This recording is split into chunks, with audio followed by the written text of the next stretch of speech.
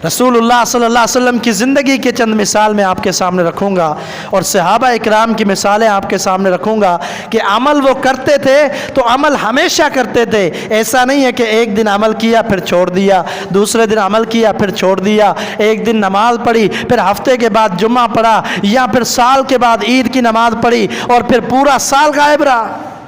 ऐसा नहीं है, ये कोई ईमान नहीं है, यह कोई इस्लाम नहीं है। ईमान और इस्लाम क्या है? या अय्युहन्नास उदखुलू फिस्सिल्मि काफ़ा। अल्लाह ने फरमाया कि इंसानों दाखिल हो जाओ इस्लाम के अंदर मुकम्मल, आधे अधूरे इस्लाम के अंदर दाखिल ना हो, मुकम्मल दाखिल हो जाओ। अमल करो हमेशा, चंद दिन अमल फिर वही नाफरमानियाँ, फिर अमल फिर वही नाफरमानियाँ, ऐसे अमल का कोई फ़ायदा नहीं। अम्मा बाद फ़क़द क़ाल अल्लाहु तबारक व तआला फ़ी कलामिहिल मजीद वल फ़ुरक़ानिल हमीद बअद अऊज़ु बिल्लाहि मिनश शैतानिर रजीम। रब्बना तक़ब्बल मिन्ना इन्नका अंतस समीउल अलीम। सुब्हानक ला इल्म लना इल्ला मा अल्लमतना इन्नका अंतल अलीमुल हकीम। मुख्तसर हम्द व सना दुरूद व सलाम के बाद मुअज़्ज़ज़ सामीन, बरादरान इस्लाम, वाजिबुल एहतराम दोस्तों, बुज़ुर्गों, भाइयों, बहनों, रमज़ानुल मुबारक के बाद ये पहला जुम्मा है। जिन साथियों ने रमज़ानुल मुबारक का कदर किया और इस नेमत का शुक्रिया अदा करते हुए पूरे महीने के रोज़े रखे, इबादतें की, क़ियामुल लैल किए, तरावी पढ़ी, जितनी भी इबादतें की, अल्लाह ताला से दुआ है कि अल्लाह ताला मुझ समेत सब की वो इबादतें कबूल फ़रमाए, क्योंकि दुआएं ज़रूरी हैं। इबादत की कबूलियत के लिए भी दुआएं ज़रूरी हैं। एक बंदा मेहनत करता है और फिर अगर उसको उजरत ना मिले तो बड़ी तकलीफ़ होगी, बड़ा परेशान होगा कि मैंने मेहनत भी की है लेकिन क्या वजह है कि मुझे उजरत नहीं मिली। इसी तरह अगर कोई बंदा अमल भी करता है, मेहनत भी करता है, अगर वो अमल अल्लाह के यहाँ कबूल ना हो, उसकी उजरत दुनिया और आखिरत में ना मिले तो फिर अमल का कोई फ़ायदा नहीं। अल्लाह ताला के कलाम मजीद में कौन से अमाल हैं जो अल्लाह के यहाँ पहुँचते हैं और कबूलियत का दर्जा उनको मिलता है, एक इस हवाले से चंद बातें आपके सामने रखेंगे। और दूसरी बात ये कि अमाल सिर्फ़ रमज़ान में नहीं बल्कि इस्तिक़ामत इख्तियार करनी चाहिए, अमल ज़िंदगी भर करना चाहिए। सिर्फ़ रमज़ान के हम नेकोकार और मुत्तकी ना बने बल्कि हमेशा के नेकोकार बने, हमेशा की इबादत करने वाले, अमाल करने वाले, तहज्जुद पढ़ने वाले, नफली रोज़ों का एहतमाम करने वाले, सदका व खैरात करने वाले, जितने भी नेक साले अमाल हैं, मुसलमान जो मोमिन है उसकी ज़िंदगी के साथ लाज़िम मलज़ूम है। ईमान के लिए एक शर्त यह है कि नेक साले अमल करना। अगर एक बंदा खाली कलमा पढ़ लेता है, पूरी ज़िंदगी कोई अमल नहीं करता, ना रोज़ा रखता है, ना नमाज़ पढ़ता है और इसी हालत में उसकी मौत आ जाती है तो इसका कलमा कोई इसको फ़ायदा नहीं देगा, कलमा कोई फ़ायदा नहीं देगा। क्यों? इसलिए कि कलमे के साथ दूसरी शर्त यह है कि अमल साले करो। ईमान बंदा लाता है, तीन शर्तें हैं बुनियादी तौर पर। इकरारुम बिलक़ल्ब, इकरारुम बिल्लिसान, एक तो ये है कि ज़बान के साथ इकरार करना, कलमा पढ़ना बाकायदा तौर पर कि ये मुसलमान है। तस्दीकुम बिलक़ल्ब, دوسری شرط یہ ہے کہ دل کے ساتھ اقرار کرنا کہ میں مومن ہوں، میں ایمان لایا ہوں، اسلام قبول کیا ہے۔ یہ دل کے ساتھ اقرار بھی ضروری ہے۔ جو دل میں نہیں مانتا وہ تو منافق ہے۔ تیسری شرط یہ ہے وَعَمَلٌ بِالْجَوَارِحِ، اپنے اعضاء کے ساتھ عمل کرنا۔ یہ تین انتہائی ضروری شرطیں ہیں ایمان کے لیے۔ ان میں سے ایک بھی شرط اگر مفقود ہو جاتی ہے، رہ جاتی ہے، تو پھر ایمان کا کوئی فائدہ نہیں۔ تو ایسے ہی بندے کے اعمال قبول ہوتے ہیں جس کا صحیح معنی میں ایمان ہو، اور ایسے ہی بندے کے اعمال اللہ کے ہاں پہنچائے جاتے ہیں۔ قرآن مجید میں اللہ رب العالمین کا فرمان ہے من کان یرید العزت فللہ العزت جمیعا، فرمایا جو عزت چاہتا ہے تو عزتیں سب کی سب صرف اللہ کے لیے ہیں۔ عزتیں ہر قسم کی عزتیں، شرف، مقام، فضیلت وہ اللہ کی ذات کا ہے۔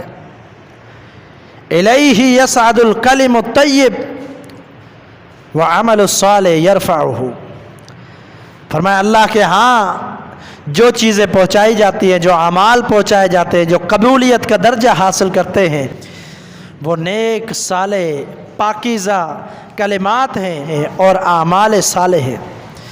یہ اللہ کے ہاں پہنچائے جاتے ہیں۔ اگر نیک اعمال ہوں گے، صحیح معنی میں عمل کیا ہوگا، اللہ کو پہنچا جائے گا۔ اور عمل صالح اور نیک صالح، پاکیزہ کلمات سے کیا مراد ہے؟ پاکیزہ کلمات سے مراد ایک تو یہی ہے لا الہ الا اللہ، صحیح معنی میں ایمان لایا ہو۔ اور عمل صالح سے کیا مراد ہے؟ عمل صالح سے مراد یہ ہے کہ پیارے پیغمبر کی اتباع کرنا، نبی علیہ الصلوۃ والسلام کے طریقے کے مطابق زندگی بسر کرنا، اعمال اسی طریقے کے مطابق کرنا، اور آگے جو بھی عمل کرے اس میں رسول اللہ صلی اللہ علیہ وسلم کا طریقہ موجود ہو، یہ ہے عمل صالح۔ اور جن سے کائنات کے امام نبی علیہ الصلوۃ والسلام نے منع کر دیا ان سے رک جانا۔ یہ دو نیک صالح عمل کی تعریف کی گئی ہے محدثین کے نزدیک، مفسرین کے نزدیک، کہ نیک اعمال وہ جو رسول اللہ صلی اللہ علیہ وسلم کی سنت کے مطابق ہوں، وہ اللہ کے ہاں پہنچتے ہیں اور ان کو قبولیت کا درجہ ملتا ہے۔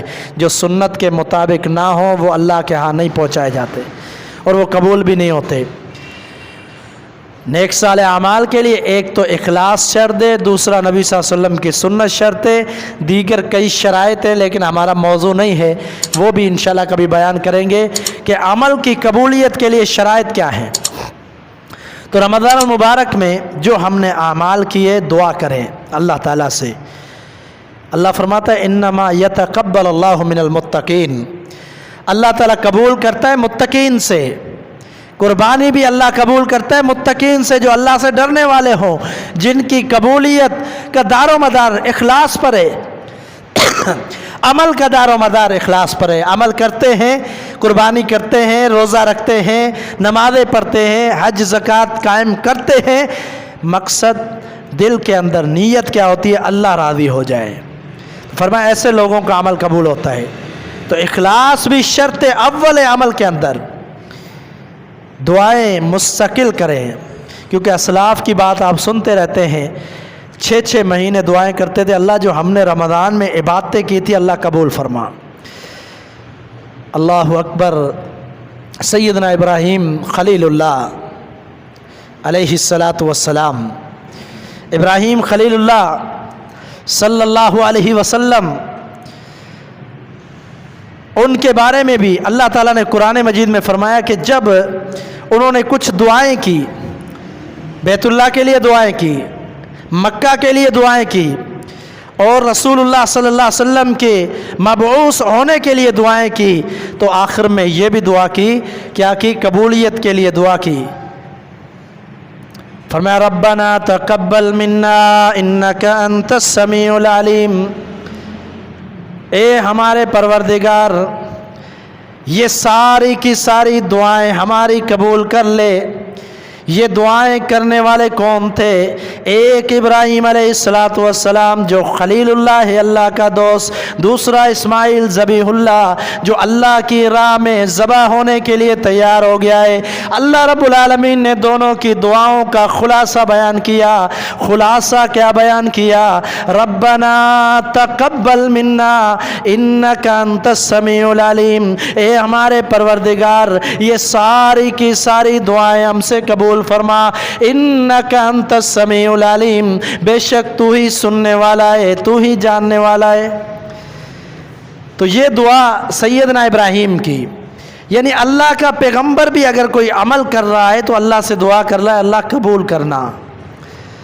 انبیاء کو بھی فکر ہوتی تھی کہ عمل قبول ہو، صالحین کو بھی فکر رہی کہ عمل قبول ہو، اسلاف کو بھی فکر رہی کہ عمل قبول ہو، کیونکہ اگر عمل قبول نہیں ہے تو پھر عمل کا کوئی فائدہ نہیں ہے۔ آئیے وقت مختصر ہے، دوسری بات کی طرف آتے ہیں کہ آپ نے عمل کیے رمضان المبارک میں، ان اعمال کو جاری و ساری رکھیں۔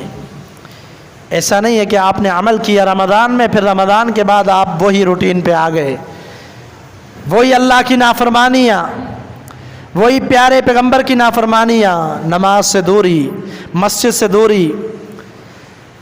کیفیت ہماری یہ ہے کہ جو لوگ اعتکاف میں بیٹھتے ہیں، کتنی بڑی عبادت ہے، اعتکاف میں بیٹھنے والے بھی رمضان گزر جانے کے بعد مسجد میں نظر نہیں آتے۔ اعتکاف کرتے ہیں، 10 دن پورے مسجد میں رہتے ہیں، لیکن رمضان گزرنے کے بعد وہ بھی نظر نہیں آتے۔ تو یہ آپ بالکل سمجھ لیں کہ جو بندے اللہ کی عبادت رمضان میں کرتے ہیں اور پورا سال عبادت نہیں کرتے، نماز سے دور رہتے ہیں، تو رمضان میں جو انہوں نے نیکیاں کی ان کا بھی کوئی فائدہ نہیں ہے، وہ بھی ضائع ہو جاتی ہیں۔ اللہ اکبر۔ رسول اللہ صلی اللہ علیہ وسلم کے بہت سارے فرامین اس حوالے سے کہ اعمال تباہ و برباد ہو جاتے ہیں۔ ایک حدیث کے الفاظ ہیں کہ رسول اللہ صلی اللہ علیہ وسلم نے فرمایا کہ جو لوگ کل قیامت کے دن بہت زیادہ اعمال لے کر آئیں گے، بہت زیادہ اعمال لے کر آئیں گے، لیکن ان کے کیا اعمال، ان کے کرتوت کیا ہوں گے، اخلاق کیا ہوں گے، لوگوں کے ساتھ معاملات درست نہیں ہوں گے، تو اس لیے اللہ تعالیٰ ان کی نیکیاں لوگوں کو دے دے گا، لوگوں کے گناہ ان کے ذمہ ڈال دے گا، ان کے سارے اعمال برباد ہو جائیں گے۔ تو عمل کی کرنے کے بعد ان کی حفاظت بھی ضروری ہے، اور پھر استقامت کے ساتھ عمل کیجیے۔ رسول اللہ صلی اللہ علیہ وسلم کی زندگی کے چند مثال میں آپ کے سامنے رکھوں گا، اور صحابہ اکرام کی مثالیں آپ کے سامنے رکھوں گا کہ عمل وہ کرتے تھے تو عمل ہمیشہ کرتے تھے۔ ایسا نہیں ہے کہ ایک دن عمل کیا پھر چھوڑ دیا، دوسرے دن عمل کیا پھر چھوڑ دیا، ایک دن نماز پڑھی پھر ہفتے کے بعد جمعہ پڑھا، یا پھر سال کے بعد عید کی نماز پڑھی اور پھر پورا سال غائب رہا۔ ایسا نہیں ہے، یہ کوئی ایمان نہیں ہے، یہ کوئی اسلام نہیں ہے۔ ایمان اور اسلام کیا ہے؟ یا ایھا الناس ادخلوا فی السلم کافہ، اللہ نے فرمایا کہ اے انسانوں داخل ہو جاؤ اسلام کے اندر مکمل، آدھے ادھورے اسلام کے اندر داخل نہ ہو، مکمل داخل ہو جاؤ، عمل کرو ہمیشہ۔ چند دن عمل پھر وہی نافرمانیاں، پھر عمل پھر وہی نافرمانیاں، ایسے عمل کا کوئی فائدہ نہیں۔ حتیٰ کہ اللہ تعالیٰ کا قرآن یہ کہتا ہے کہ جو بندہ توبہ کرتا ہے وَلَمْ يُصِرُّوا عَلَى مَا فَعَلُوا، فرمایا کہ اس کے لیے بھی شرط یہ ہے کہ جس بڑے گناہ سے، جس کبیرہ گناہ سے اس نے اللہ سے پکی سچی توبہ کی ہے، دوبارہ اس کی طرف نہ جائے۔ اگر دوبارہ جائے گا تو پچھلا بھی برقرار رہے گا، اس کی بھی معافی نہیں ہو سکتی۔ تو یہ معاملہ ہے شریعت کا کہ توبہ بھی کرو تو استقامت کے ساتھ کہ آئندہ یہ میں نے عمل نہیں کرنا، اور آئندہ اس سے بچنے، اتنا بچیں، اتنی بچنے کی کوشش کریں جتنی آپ کے اندر استطاعت ہے۔ ہاں پھر بھی بفرض و محال اگر پھر بھی خطا ہو جاتی ہے تو ہاں اللہ کے دروازے، اللہ نے توبہ کے دروازے کھولے ہوئے ہیں، لیکن شرط قائم کی ہے کہ وہ گناہ اس کے قریب دوبارہ نہیں جانا۔ تو عمل کی استقامت ضروری ہے۔ امام الانبیاء محمد رسولullah صلی اللہ علیہ وسلم آپ کی استقامت کا طریقہ کار کیا تھا؟ صحابی نے سوال کیا اللہ کے رسول صلی اللہ علیہ وسلم مجھے کوئی نصیحت کیجئے۔ نبی علیہ الصلوۃ والسلام نے فرمایا قل ربی اللہ ثم استقم، تو یہ کلمہ کہہ کہ میرا رب اللہ ہے، میرا رب اللہ ہے، ثم مستقم، پھر اس پر قائم ہو جا، اس پر ڈٹ جا، اس عقیدے سے کبھی بھی پیچھے نہیں ہٹنا۔ یہ استقامت اختیار کر۔ سیدہ عائشہ صدیقہ رضی اللہ تعالیٰ عنہ فرماتی ہے، صحیح بخاری کی حدیث ہے، ان احب الاعمال الی اللہ ادومها وان قل، فرماتی ہے کہ بے شک اللہ کے ہاں جو سب سے محبوب ترین عمل ہے وہ یہ ہے کہ عمل بھلے کم ہو لیکن وہ ہمیشہ عمل کیا گیا ہو۔ عمل کم ہے، رات کو تہجد پڑھنے کی 11 رکعت پڑھنے کی استطاعت نہیں ہے، 2 رکعتیں پڑھتا ہے لیکن مستقل پڑھتا ہے، یہ عمل کم ہے لیکن اس کی اللہ کے ہاں بڑا مقام اور فضیلت ہے۔ یہ سیدہ عائشہ کی حدیث صحیح بخاری کے اندر ہے۔ تو نبی علیہ الصلوۃ والسلام کا طریقہ کار کیا تھا؟ آپ جو عمل کرتے وہ ہمیشہ کرتے۔ صحیح بخاری کے اندر اور دیگر کتب احادیث کے اندر رسول اللہ صلی اللہ علیہ وسلم کے اعمال پائے جاتے ہیں، صحیح احادیث کے اندر کہ آپ کا طریقہ کار کیا تھا۔ اللہ اکبر۔ امام الہدیٰ محمد رسول اللہ صلی اللہ علیہ وسلم کا ایک دفعہ رمضان المبارک میں اعتکاف رہ گیا، ایک دفعہ رمضان المبارک میں اعتکاف رہ گیا، نبی علیہ الصلوۃ والسلام نے وہی اعتکاف شوال کے مہینے میں 10 دن کیا۔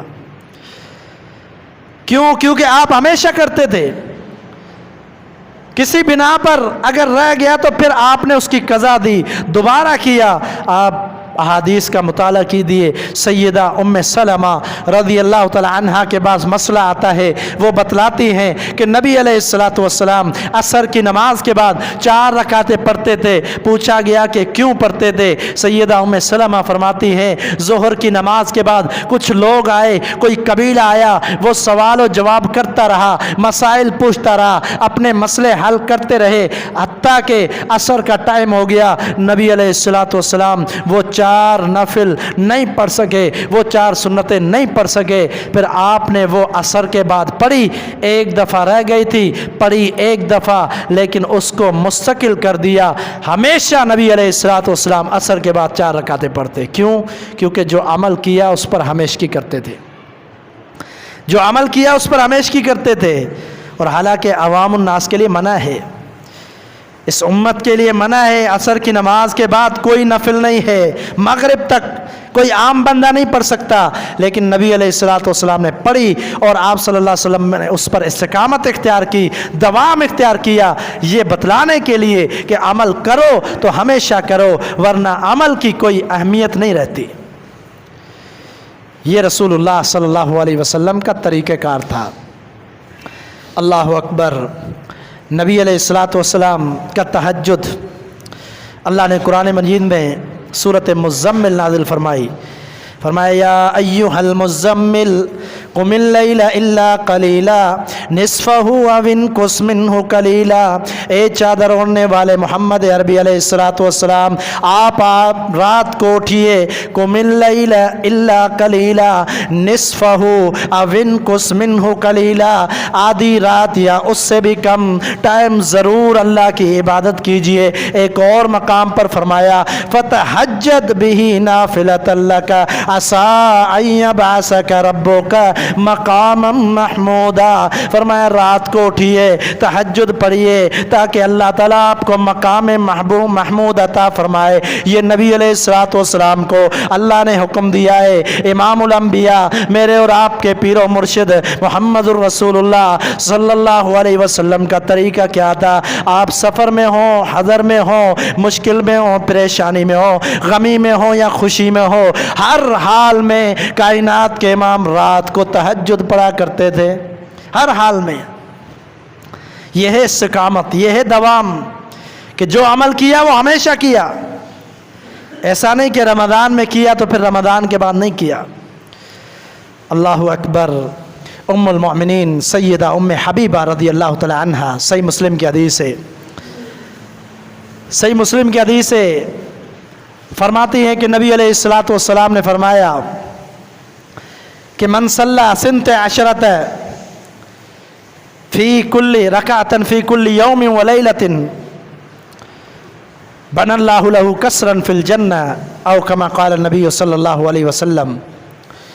فرماتی ہیں کہ جس شخص نے دن اور رات کے اندر 12 رکعتیں پڑھی، فرائض کے علاوہ 12 رکعتیں پڑھی، نفل سنتیں فرضی نمازوں کے علاوہ، فجر سے پہلے 2 رکعتیں، دیگر احادیث میں اس کی تفصیل ہے، فجر سے پہلے 2 رکعتیں، ظہر سے پہلے 4 رکعتیں، ظہر کے بعد 2 رکعتیں، مغرب کے بعد 2 رکعتیں، عشاء کے بعد 2 رکعتیں، یہ 12 رکعتیں پڑھی، فرمایا بن اللہ لہ قصرا فی الجنہ، اللہ تعالیٰ اس کے لیے جنت میں ایک محل تیار فرماتا ہے۔ 12 رکعتیں فرائض کے علاوہ۔ اللہ اکبر، قربان جائیں۔ فرماتی ہے ما ترکتہن منذ سمعتہن من رسول اللہ صلی اللہ علیہ وسلم، آپ کی ہر زوجہ ایسی عظیم خواتین تھی، دنیا کے لیے مثالیں قائم کر کے گئیں۔ سیدہ عائشہ کی زندگی کو دیکھیے، جو عمل کرتی تھی ہمیشہ کرتی تھی، احادیث کے اندر ملتا ہے جو بھی عمل کرتی وہ ہمیشہ کرتی تھی۔ یہاں بات ہو رہی ہے سیدہ ام حبیبہ رضی اللہ تعالی عنہا کی، فرماتی ہے ما ترکتہن منذ سمعتہن من رسول اللہ صلی اللہ علیہ وسلم، جب سے اللہ کے رسول صلی اللہ علیہ وسلم سے یہ حدیث میں نے سنی ہے، اس کے بعد آج تک کبھی 12 نفل میں نے ترک نہیں کیے۔ اللہ اکبر، کیسی پابندی تھی، ہم تو سنتوں کو بھی ادا نہیں کرتے۔ 12 نفل پابندی کے ساتھ سیدہ ام حبیبہ فرماتی ہے، یہ سمجھ لیجئے سیدہ ام حبیبہ فرماتی ہے تو پھر یقیناً دیگر خواتین، دیگر ازواج مطہرات جو نبی علیہ الصلوۃ والسلام کی ازواج تھی وہ بھی یہ عمل کرتی ہوں گی، ان کا بھی یہی طریقہ تھا کہ جو عمل کرتی تھی ہمیشہ کرتی تھی۔ صحابہ اکرام کا بھی یہی طریقہ تھا۔ سیدنا عقبہ بن عامر رضی اللہ تعالی عنہ، عقبہ بن عامر بڑے عظیم صحابی ہے، ایک عمل، بوڑھے ہو جاتے ہیں، بڑھاپے کے اندر نشانوں کے درمیان چہل قدمی کر رہے ہیں، تیر اندازی کے جو نشان لگے ہوتے ہیں ان کے درمیان چہل قدمی کر رہے ہیں۔ ایک تابعی جو ان کا شاگرد تھا اس نے کہا کہ آپ جو ہے بیمار ہو گئے، ابھی بزرگ ہو گئے، بڑی عمر ہو گئی، آپ کیوں اتنی مشقت والا کام کر رہے ہیں؟ فرماتے ہیں نبی علیہ الصلوۃ والسلام نے فرمایا کہ جس شخص نے رمی سیکھی، جس شخص نے جو ہے تیر اندازی سیکھی، تیر اندازی سیکھنے کے بعد بھول گیا یا اس پر عمل چھوڑ دیا، فرمایا اس نے میری نافرمانی کی۔ تو صحابہ اکرام کا یہ طریقہ کار ہوتا تھا کہ جو عمل کرتے چاہے بڑھاپے میں پہنچ جاتے، عمل پر استقامت، کبھی دوبارہ نافرمانی کی طرف نہیں جاتے تھے۔ امیر معاویہ رضی اللہ تعالیٰ عنہ کے دور کے اندر ایک صحابی سیدنا معاویہ رضی اللہ تعالیٰ عنہ کے ساتھ بیٹھا ہوا ہے، معاویہ رضی اللہ تعالیٰ عنہ کے ساتھ بیٹھا ہوا ہے۔ ایک تبصرہ کرنے والے نے تبصرہ کیا، اس کو دیکھا تو اس کی کیا تھی، یہ جو شلوار ہے، جو تہبند ہے وہ ٹخنوں سے اوپر تھا۔ تبصرہ کرنے والے نے اشارہ کیا، کہا یہ جو امیر المومنین کے ساتھ بندہ بیٹھا ہوا ہے یہ وہی شخص ہے کہ نبی علیہ الصلوۃ والسلام جب زندہ تھے آپ علیہ الصلوۃ والسلام نے اپنی زندگی میں اس شخص کے بارے میں یہ کہا تھا کہ یہ بندہ بڑا نیک ہے، لیکن اس سے بھی زیادہ نیک ہو جائے، اچھا ہو جائے اگر اپنی شلوار کو ٹخنوں سے اوپر کر لے اور اپنے بالوں کو سیٹنگ کر لے، اور بکھرے ہوئے بالوں کو نہیں بناتا، لمبے بال رکھے ہوئے ہیں ان کی سیٹنگ وغیرہ نہیں ہے، اگر ان کو کٹوا لے، ٹھیک ٹھاک ہو جائے، صفائی ستھرائی کے ساتھ رہے تو اور زیادہ نیک ہو جائے۔ تبصرہ کرنے والے نے تبصرہ کیا کہ یہ بندہ جو امیر المومنین کے ساتھ بیٹھا ہوا ہے اس کی شلوار ٹخنوں سے اوپر ہے، یہ وہی شخص ہے جس کے بارے میں نبی صلی اللہ علیہ وسلم نے فرمایا تھا آج تک اس کا عمل استقامت کے ساتھ موجود ہے، آج تک اس کے عمل کے اندر کوئی کمی نہیں آئی۔ یعنی عمل صحابہ اکرام کرتے تھے تو ہمیشہ کرتے تھے، ایسا نہیں کہ آج کیا پھر کل بھول گئے، پھر کل نماز پڑھی، فجر پڑھی تو باقی ساری نمازیں گئی، پھر جو ہے ہفتے کے بعد جمعہ پڑھنے لگ گئے۔ ایسے عمل کی اللہ کے ہاں کوئی قدر نہیں ہے۔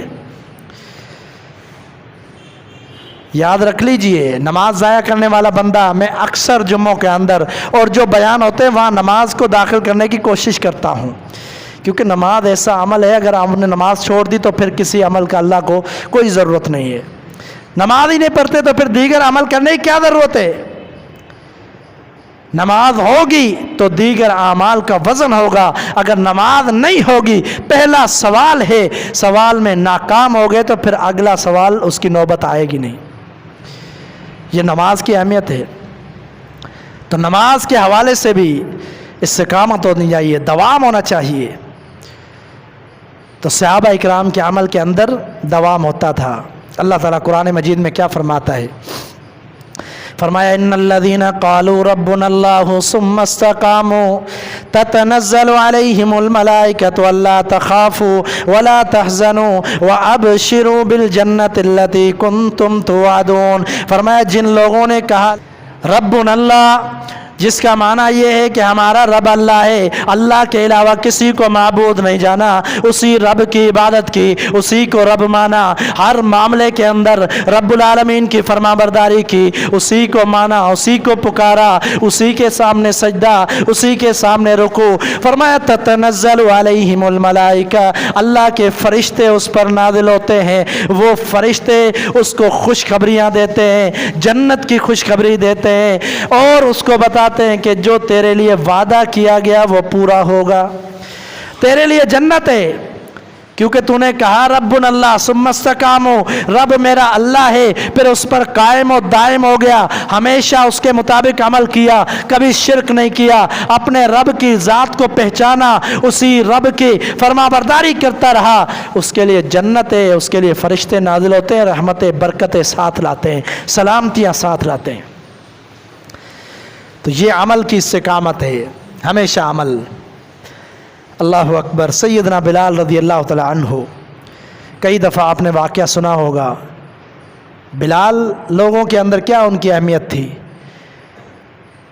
بلال حبشی رضی اللہ تعالیٰ عنہ حبشہ کے غلام تھے اور بڑے عظیم صحابی تھے، مؤذن تھے، نبی علیہ الصلوۃ والسلام نے مؤذن مقرر کیا تھا، اذان دیا کرتے تھے، اور نبی علیہ الصلوۃ والسلام نے فرمایا المؤذنون اطول اعناقهم یوم القیامہ، قیامت کے دن جو مؤذن آئیں گے اللہ تعالیٰ ان کو اتنا بلند کر دے گا کہ کائنات کے سارے لوگ اس کو دیکھیں گے کہ یہ وہی شخص تھا کہ جو دنیا کے اندر اللہ کے دین کی طرف، نماز کی طرف بلایا کرتا تھا۔ یہ سیدنا بلال حبشی رضی اللہ تعالیٰ عنہ، مقام و مرتبہ دیکھے، غلام ہے، کالے رنگ کا ہے، سیاہ ہے، لوگ تو کوئی قدر نہیں جانتے ان کی، امیہ پیٹتا ہے، مارتا ہے، بڑی تکلیفیں دیتا ہے، اس کا یہ غلام تھا۔ اسلام لانے کی وجہ سے سیدنا ابو بکر صدیق رضی اللہ تعالیٰ عنہ نے اس کو آزاد کروایا امیہ سے۔ یہ سیدنا بلال حبشی، بلال بن رباح رضی اللہ تعالیٰ عنہ، ان کا ایک عمل اللہ تعالیٰ کو بڑا پسند آیا، بڑا پسند، اور اللہ تعالیٰ نے وہ مقام دیا کہ جو مقام کسی صحابی کو نہیں ملا۔ سیدنا بلال اللہ رب العالمین کے پیارے پیغمبر محمد رسول اللہ صلی اللہ علیہ وسلم معراج پر جاتے ہیں، آپ نے خود آ کر بتلایا، آپ نے فرمایا کہ مجھے قدموں کی آوازیں سنائی دی، میں نے پوچھا جبریل سے یہ کون ہے؟ کہا یہ آپ کا صحابی بلال ہے جو زمین پر چل رہا ہے، اس کے قدموں کی آسمانوں میں، جنتوں میں آوازیں آ رہی ہیں۔ عمل کیا تھا؟ جب اتنی بڑی خوشخبری سنی، اتنی بڑی بات سنی تو صحابہ آ گئے، کہا بلال کیا بات ہے، اتنی بڑی تیرے لیے خوشخبری آئی ہے، اتنا بڑا تیرا مقام، وجہ کیا ہے؟ تو سیدنا بلال نے کہا کہ میں کچھ اور اپنی بڑائی بیان نہیں کرتا، اور میرا کوئی خاص کوئی اتنا عمل نہیں ہے، لیکن میں اتنی بات ضرور کروں گا کہ میرا یہ عمل ہے کہ جب بھی میرا وضو ختم ہوتا ہے، بے وضو ہو جاتا ہوں، وضو کرتا ہوں، نماز کا ٹائم ہو یا نہ ہو، نماز کا ٹائم ضروری نہیں، وضو کے ساتھ رہنا یہ بھی سنت ہے، نبی علیہ الصلوۃ والسلام کی سنت ہے وضو کے ساتھ رہنا. اور ایسے بندے پر شیطان کے حملے بھی کم ہوتے ہیں جو اکثر وضو کی حالت میں رہتا ہے، پاک طاہر رہتا ہے. تو سیدنا بلال نے کہا کہ میں وضو کرتا ہوں، جب بے وضو ہو جاتا ہوں اور اس کے ساتھ ساتھ ایک عمل کرتا ہوں، تحیت الوضو، وضو والی نفل پڑھ لیتا ہوں. یہ میرا عمل دوام کے ساتھ ہے، ہمیشہ یہ عمل کرتا ہوں. ہو سکتا ہے اسی وجہ سے مجھے یہ اللہ تعالیٰ نے مقام دیا ہو. قربان جائیں، صحابہ اکرام کا یہ عمل تھا. سیدنا بلال بن رباح رضی اللہ تعالیٰ عنہ، مقام، مرتبہ، فضیلت میں آپ کے سامنے کیا بیان کروں. یہ ہے بلال حبشی جو لوگوں کے سامنے کوئی قدر و منزلت نہیں رکھتے تھے. اس وقت لوگ سمجھتے تھے یہ غلام ہے، یہ حبشہ کا، یہ کالے رنگ کا ہے، اس کو کون پسند کرے گا. لیکن اللہ نے یہ مقام اور مرتبہ دیا سیدنا بلال کو. تو صحابہ اکرام کے عمل کے اندر استقامت، عمل ہمیشگی والا تھا، اس لیے اللہ تعالیٰ نے ان کو مقام اور مرتبہ دیا. آپ کو کئی واقعات مل جائیں گے صحابہ اکرام کے کہ جب انہوں نے عمل کیا تو عمل ہمیشہ کیا، یہ نہیں کہ ایک دن کیا یا رمضان میں کیا پھر چھوڑ دیا. تو دعوت فکر یہی ہے کہ صحابہ اکرام اور خاص طور پر محمد رسول اللہ صلی اللہ علیہ وسلم کا یہ طریقہ ہے کہ آپ علیہ الصلوۃ والسلام کی سنت ہے کہ آپ جو عمل کرتے تھے وہ ہمیشہ کرتے تھے، چاہے وہ فرضی عمل ہو، نفلی عمل ہو، نفلی عبادت ہو یا سنت ہو، تو وہ ہمیشہ کرتے تھے. اور نبی علیہ الصلوۃ والسلام نے اسی کی طرف دعوت دی ہے. یہ یاد رکھیے یہ جملے میرے کہ اگر آپ نے عبادتیں کی ہے، ریاضتیں کی ہیں، رمضان میں بڑی محنت کی ہے، لیکن رمضان کے بعد آپ دوبارہ اسی روٹین پر آ گئے، نہ نماز پڑھتے ہیں، نہ نفلی کوئی عمل کرتے ہیں، نہ کوئی اچھا عمل، برائیوں کے اندر دوبارہ چلے گئے، تو آپ نے اپنے رمضان کی ساری نیکیوں پر پانی پھیر دیا. خود آپ نے اپنے ساتھ زیادتی کی، اپنے اعمال کو برباد کر دیا. اس لیے ان اعمال کی حفاظت کیجئے جو آپ نے 30 روزے رکھے، قیام اللیل کیے، تراویح میں کھڑے ہوئے اور مشقتیں برداشت کر کے آپ نے روزے رکھے، بھوک پیاس برداشت کی، لیکن اب اس کو ضائع نہ کریں، ان کی حفاظت کریں اور عمل میں ہمیشگی اختیار کریں. نمازوں میں آئیں وقت کے ساتھ، جس طرح رمضان میں نمازیں پڑھتے تھے اسی طرح مسجدوں میں آئیں، نماز پڑھیں. اللہ تعالیٰ مجھے اور آپ کو توفیق عطا فرمائے. وآخر دعوایا ان الحمد للہ رب العالمین.